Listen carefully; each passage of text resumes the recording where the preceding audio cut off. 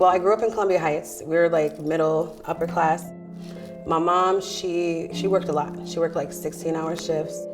She's very family oriented. It was just me, her, and my 2 older brothers. I was a cheerleader, I ran track, I played basketball, I was a peer mediator, and I was on student council. And fortunately, there was this one boy I had a crush on. I met one of my friends and she lived like 2 blocks from me. And her mom worked overnights and my mom worked during the morning and afternoon. So it fit perfect to just sneak over at her house and stay the night over there. One particular night we invited the boy that I had a crush on and he came to her house with 2 men. I was 14 and I was raped. I didn't want to tell my mom, and I think I was more scared of being out without an adult. So I didn't tell her right away until I went to another one of my friend's house and I was telling her, and her mother overheard us talking. And she told me that if I didn't tell my mom, she was. So that's when I went and told my mom, and she's a nurse.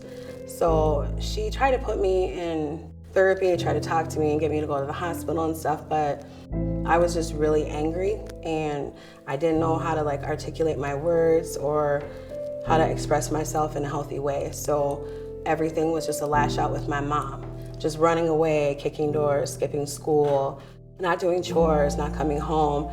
And then she finally said, okay, fine, you can go live with your dad.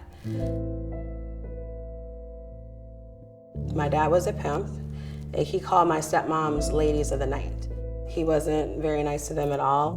Me living with my mom, never seeing like violence, and then being with my dad, I still remember the first violent attack I saw him do.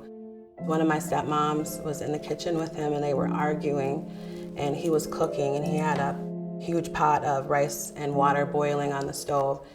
He picked up the pot and he just poured it on her back. And I remember seeing her body just flop to the floor and she was yelling, and he just stepped over her and asked me if I was hungry. And I told him no. But when I was 18, my dad died, and I felt like it was just like me against the world, pretty much. But I hung out with my best friend more, and I knew I needed a job and I needed to make money. So she was telling me about doing massages.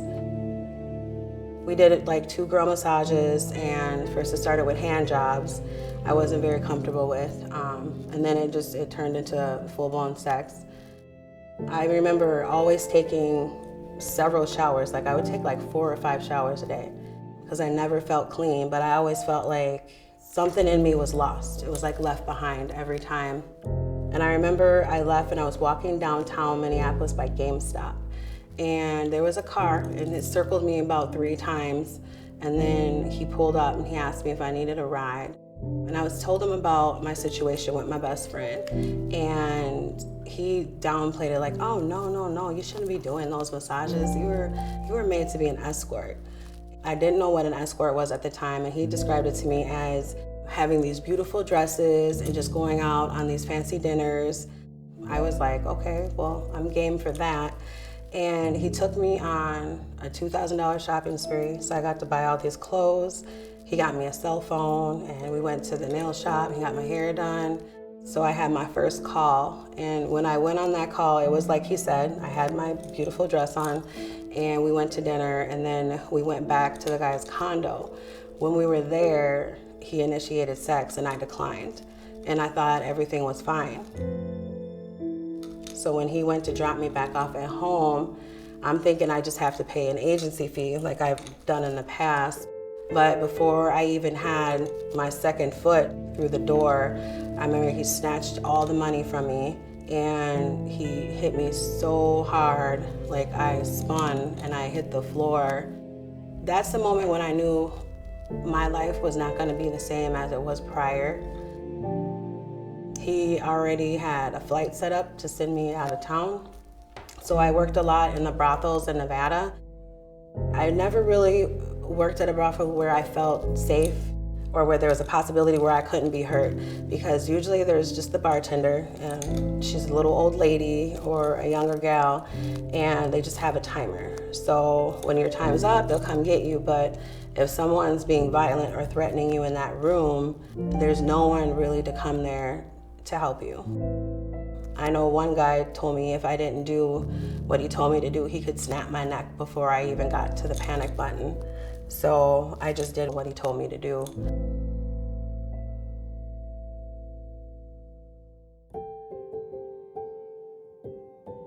There was one guy who would come see me in the brothels often. He was a truck driver. He was nice, but he would pay for 2 hours. We wouldn't even have to have sex, but I would have to be in my panty and my bras. And we would just talk.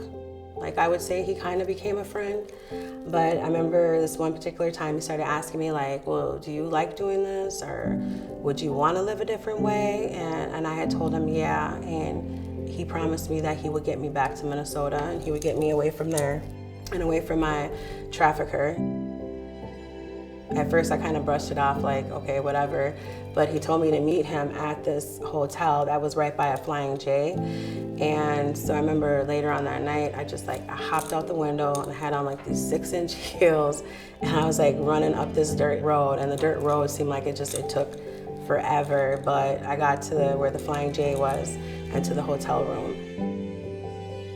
He was there and he said he had a room for us to sleep in and we would leave in the morning. And when I walked in the room, I was really, really surprised because there were 2 beds in there. One bed for me and one bed for him. So we stayed the night there. He didn't try anything, and he linked me with 2 other truck drivers that got me back to Minnesota, and neither one of them hit on me or wanted any like sexual gratification or anything. And that was the first time anyone was really nice to me, just genuinely being nice to me and didn't want anything from me.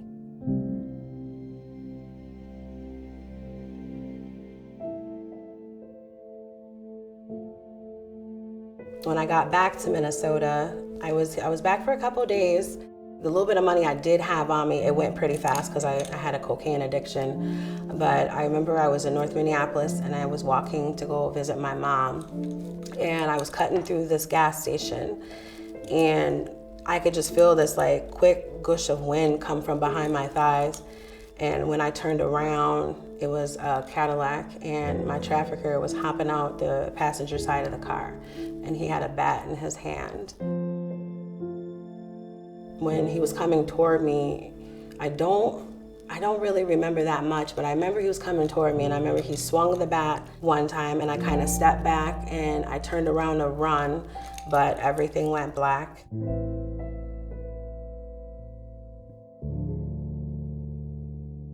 The first time I woke up, it was some people over me. They were asking me if I was okay, but I blacked out again. And when I woke up the second time, they were putting staples in the back of my head. I'd have 7 staples. And they were telling me that, I guess, after I had fell, he started kicking me and yelling obscenities at me and stuff, and the gas station attendant threatened to call the police, and that's when he fled. After the nurses had talked to me for a little bit, I felt like I was bombarded with the police rushing in the room, and that made me very uncomfortable and scared because I was always taught you don't talk to the police no matter what. And I remember they were asking me who did this and why won't I turn over a name, and I really wouldn't respond. But I was thinking to myself, if he did this for me just leaving, like what do you think he's gonna do if I tell you who he is?